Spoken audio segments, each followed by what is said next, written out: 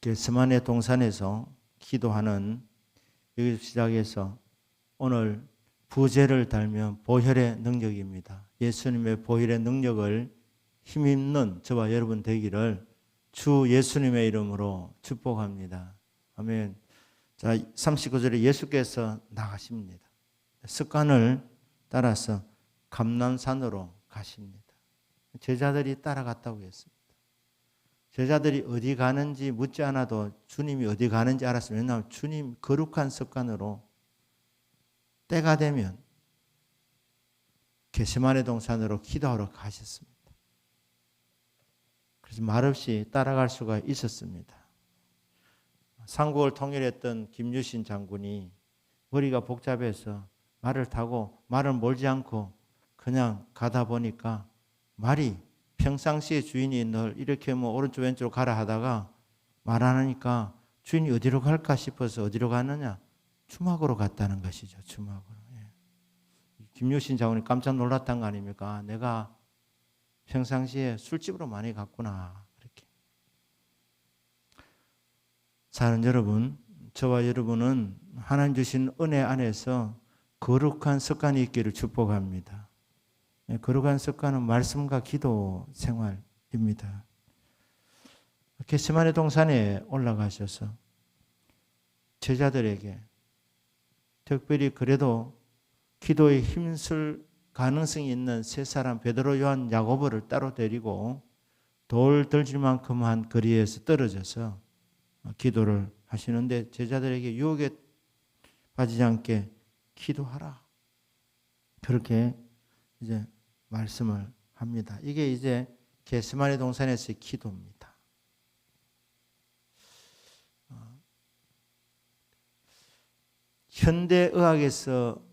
현대의학으로 본 예수 그리스도의 고통이라는 의사가 쓴 책이 있습니다. 데이비스라는 의사가 쓰는 책인데 이 책의 내용에 보면 예수님의 순환은 십자가에서 시작된 것이 아니라 겟세마네 동산에부터 시작됐다는 거예요. 그러니까 의학적으로 고찰한 거죠. 예수님의 십자가 고난을 의학적으로 고찰해서 고전까지 이렇게 했던 책입니다. 그러니까 우리나라에서도 나침반사에서 이 책이 번역되어져 있습니다. 근데 겟세마네 동산에서 예수님께서 기도하실 때 땀이 땅에 떨어지는 핏방울 같이 되었다. 이 부분에 대해서 이제 주목하고 있는 거예요. 그리고 이 부분에 대해서 겟세마네 동산의 기도에 대해서 마태도 기록했고 마가도 기록했고 누가도 기록했고 요한도 기록했지만 그 중에서 이 특별한 의학적인 현상을 기록해 놓은 복음서는 의사 누가가 기록했더니 누가복음입니다. 누가복음은 예수님이 땀을 흘리는데 핏방울 같이 흘리셨다. 자, 예수님께서 겟세마네 동산에서도 피땀을 흘리셨다는 피땀을 흘리셨다. 근데 이게 히마티디로시스라는 현상이랍니다. 이게 저는 책을 보고 그냥 소개하는 거예요. 이런 현상이 있다면 이게 뭐냐면은 극도의 감정적인 피로 상태에서 땀샘이 말입니다. 이 작은 모세혈관이 땀샘에서 파괴된답니다. 그러면 땀과 피가 섞인답니다. 그러니까 겟세마네 동산에서부터 예수님이 피를 흘리셨다는 거예요. 어떻게? 극도의 스트레스 속에서 극도의 감정적인 그 과로 상태 가운데서 모세혈관이 터져가지고 주님은 피와 땀을 섞어서 흘리셨다. 예수님이 겟세마네 동산에서부터 피를 흘리셨다는 거예요. 피를 흘리셨다. 예수님은 얼마나 스트레스를 받았느냐. 예수님께서 베드로, 야고보, 요한 이 세 명의 제자에게 이렇게 말씀합니다. 너희들 나를 위해서 기도해다오. 내가 지금 고민하여 죽게 되었다. 보통 제자들에게 스승은 자기의 약한 부분을 잘 안 보여주려고 합니다. 권위가 떨어질까 싶어서. 그런데 예수님은 얼마나 솔직하셨는지 예수님은 제자들에게 나 지금 죽을 지경이다. 고민하여 죽을 지경이다. 날 위해서 기도해다오. 그렇게 예수님 그렇게 말씀해서 얼마나 고민이 많았겠습니까? 얼마나 스트레스가 많았겠습니까? 그게 뭡니까? 십자가를 져야 한다는 거예요. 십자가를 져야 한다. 그런데 십자가를 지면 그것이 얼마나 고통스러운지 예수님은 너무너무 잘 아셨습니다. 십자가 고통을 안 지려고 하면 죄악된 사람들이 구원받지 못하고 십자가를 지려고 하니까 그 고통이 너무너무 힘든 것을 알기 때문에 이러지도 못하고 저러지도 못하고 그래서 주님이 기도하시는 제목이 뭐냐? 아버지여 할만하시거든 할 수만 있거든 이 잔을 내게서 옮기시옵소서. 그러나 내 뜻대로 마옵시고 아버지 뜻대로 하옵소서. 아버지의 뜻을 순종하는 것이 쉬운 일은 아니었다 이 말입니다. 죽기까지 순종하는 그 과정에서 우리 예수님께서 피땀을 흘리셨다. 겟세마네 동산에서부터 보혈을 흘리셨다는. 겟세마네 동산에서라는 가사 우리 복음성가 1절 가사를 이렇게 보면 이렇게 되어 있습니다. 겟세마네 동산에서 기도하실 때 주님의 땀방울은 피로 변했네. 하나님을 거역한 나를 위하여 순종의 속죄 피를 흘려주셨네. 자, 이 겟세마네 동산에서라는 이 곡은 조용기 목사님이 작사한 곡입니다. 지금은 고인이 되셨지만 조용기 목사님께서 예수님의 그 십자가의 고난을 좀 묵상하시면서 조용기 목사님도 예수님이 겟세마네 동산에부터 피를 흘리셨다는 거예요. 피를. 주님의 땀방울이 피로 변했다. 그 피는 어떤 의미냐? 하나님을 거역한 나를 위하여 예수님께서 순종의 속죄 피를 흘려주셨다. 이 세상 모든 사람들이 불순종이었습니다. 사실 엄밀하게 말하면 첫사람 아담이 불순종함을 통하여 선악과를 따먹지 마라. 먹는 날에는 반드시 죽는다는 하나님의 명령의 말씀을 불순종하여 선악과를 따먹음으로 한 사람의 불순종으로 인하여서 세상 모든 사람에게 죽음이 왔습니다. 예수님께서 두 번째 아담이신 예수님께서 하나님의 뜻에 인류를 구원하기 위해서는 네가 십자가를 져야 된다는 하나님 아버지의 그 뜻에 정말 목숨 걸고 그렇게 순종을 하는 그 과정에 생명을 건 기도 가운데서 우리 주님께서 피땀을 흘려 주셨습니다. 순종의 속죄피를 흘려 주신 것입니다. 그래서 여러분, 주님이 겟세마네 동산에서 우리를 위해서 순종하셨구나. 순종의 피와 땀을 흘려 주셨구나. 고맙습니다. 이게 저와 여러분의 믿음의 고백이 되기를 주 예수님의 이름으로 축복합니다. 자, 주님 피는 거기서 끝나는 것이 아니고 기도응답을 받으시고 내려오는 길에 붙들리십니다.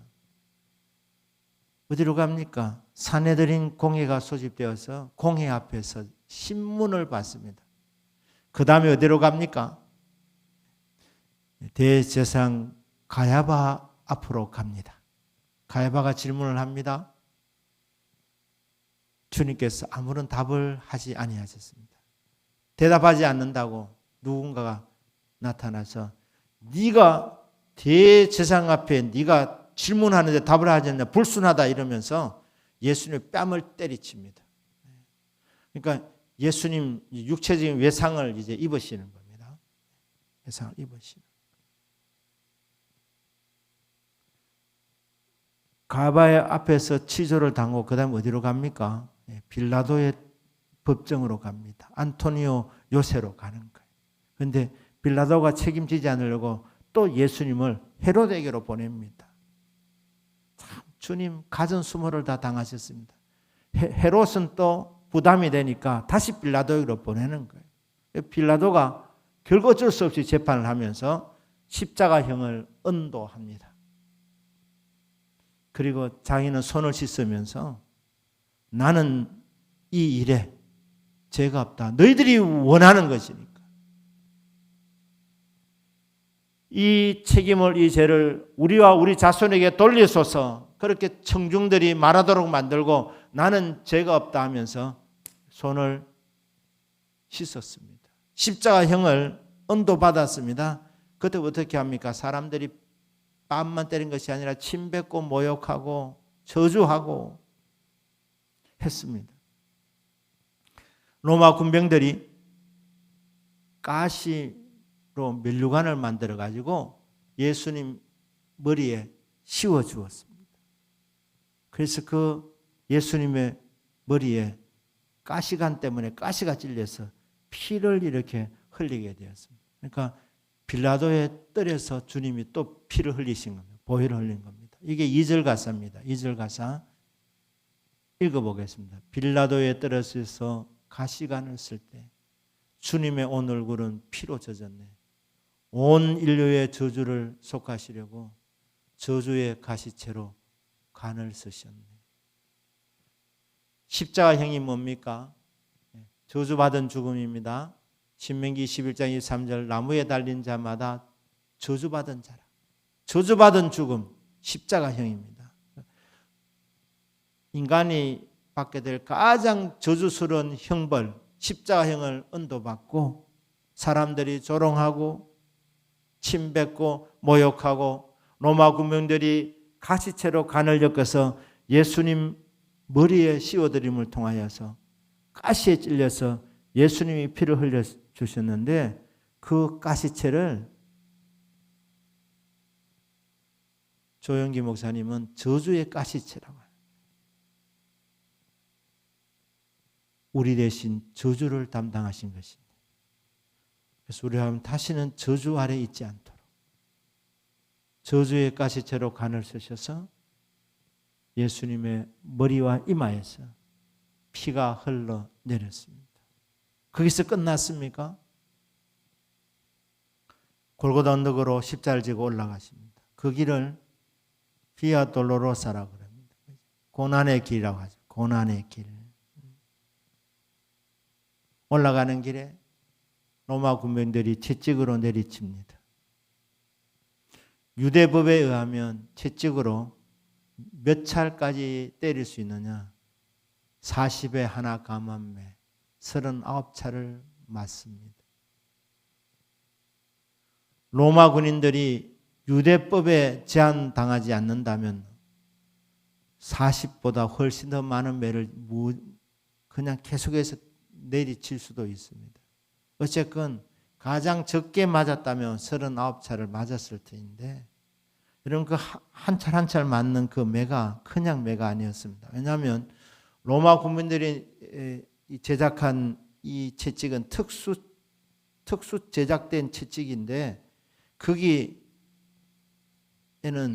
납이 달려 있어가지고 때리면 희강겼다가 이게 다시 나올 때 그 납 때문에 살점이 뜯겨서 나오는 거예요. 살점이 뜯겨서 나와요. 그래서 예수님의 덩어리에는 피가 내리기 시작합니다. 겟세마네 동산에서 피땀을 흘리시고 그 피는 순종의 속죄피라고 말씀했어요. 그 다음에 빌라도의 뜰 앞에서 로마 군인들이 씌워준 가시채는 저주의 가시채인데 그거를 통해서 이마에서 피가 흘렀는데 그 다음에 로마 군민들이 때리는 그 채찍에 그 골고다 언덕으로 올라가는 길에서 주님의 덩어리에 살점이 뜯겨져 나가면서 피를 흘리게 됩니다. 이게 3절 가사죠. 빌라도의 군인들이 때린 채찍에 찢어져 피로 물든 주님 덩어리.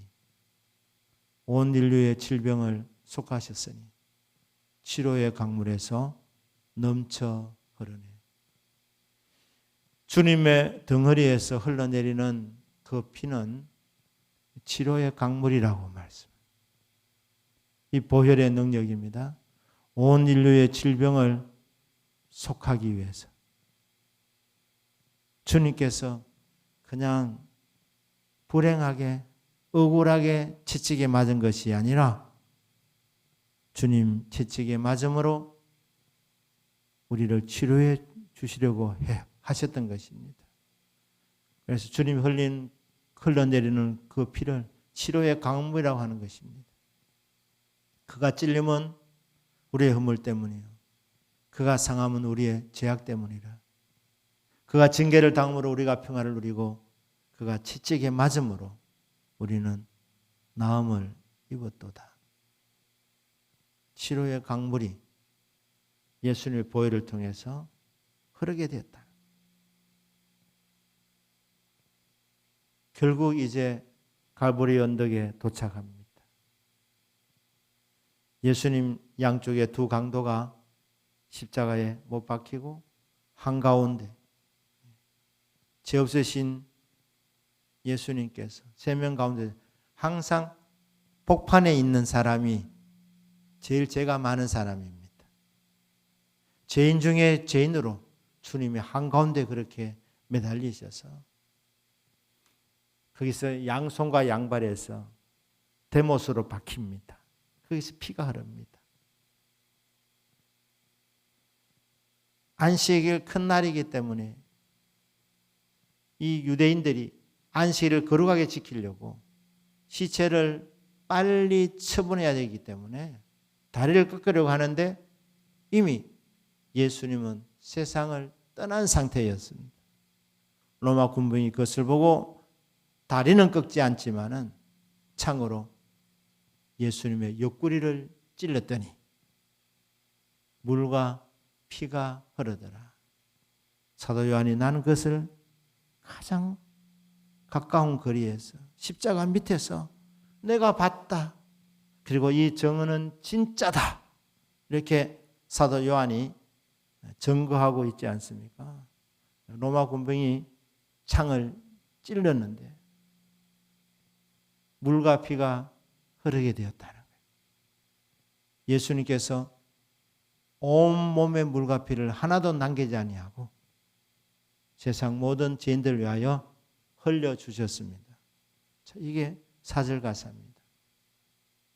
골고다의 십자가에 달리신 주님, 손과 발 옆구리에 입은 상처로 온몸의 몸과 피를 다 흘리셔서 멸망의 죽음에서 날 건지셨네.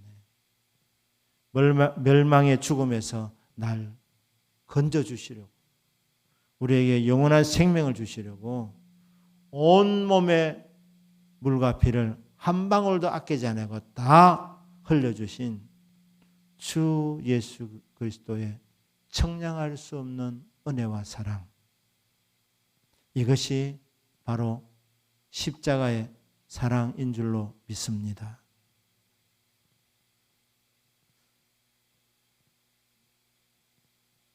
사랑하는 여러분, 오늘 이 밤에 예수님께서 흘려주신 이 보혈의 피를 묵상하면서 그 보혈의 능력을 힘입는 시간이 되기를 주 예수님의 이름으로 축복합니다. 우리는 다 그릇 행하여 각기 제 길로 갔던 불순종의 사람들인데 겟세마네 동산에서 순종의 속죄피를 흘려주셔서 이제 우리는 불순종의 사람이 아니라 순종의 사람으로 하나님이 예수님의 은혜로 인정을 받게 되었습니다. 생명을 얻게 되었습니다. 예수님께서 저주의 가시체를 담당하셨기 때문에 저와 여러분은 이제 더 이상 저주 아래 있는 자가 아니라 생명 아래 있는 자가 되었습니다. 보혈의 능력을 힘입으시기를 주님 이름으로 축복합니다. 여러분, 전쟁이 어디서 벌어지느냐? 우리 마음속에서 전쟁이 벌어지고 있습니다. 영적 치열한 전쟁의 장소가 바로 저와 여러분의 마음속에서 일어나고 있습니다. 이 마음속에서 온갖 저주스러운 생각, 악한 생각, 나쁜 생각, 제약된 생각, 이게 인간 아닙니까?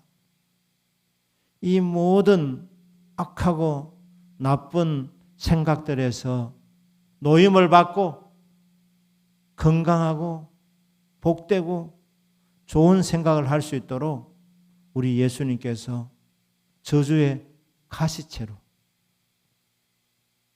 머리에 이마에 가시채를 써준 것입니다.